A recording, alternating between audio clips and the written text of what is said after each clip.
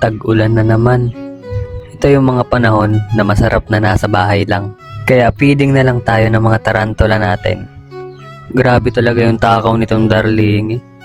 Hindi na pinapatagal yung worms eh. Ang astig ng tunnel niya, dalawa.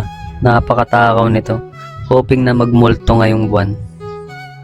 Then try naman natin pakainin na ulit tong kigoma. Tagal na rin itong hindi kumakain ah. Uy, mukhang kakain siya ngayon ah. Cute ng worms eh, hindi makaalis dun sa sapot. Sige na, kainin mo na. Yun, kumain din. Ang gulo na naman ng enclosure niya ngayon oh.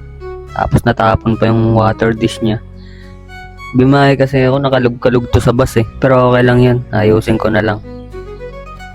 At syempre, try din natin tong Mexican fire leg.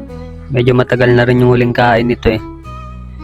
Pero pakiramdam ko ano na to, pre-molt na to.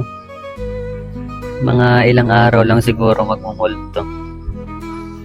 Ayaw na rin niyang kumain eh. Tingnan niyo yung puwet niyo, ang bintog na tapos ang kintab-kintab, parang puputok. Wala talaga, ayaw niya nang kumain. Sana pag nagmulto lumabas na kagad yung coloration niya. At syempre, bigyan din natin ng pagkain ng mga worms natin. Hindi mahirap magganap ng pagkain ng mga yan kasi pwede sila yung mga kahit balat lang ng mga gulay. Carrots, sayote, pwede na yun. Kahit nga styro kinakain itong mga to eh. At syempre, kailangan din natin kumain. So hanggang dito na lang muna ulit. Bye bye.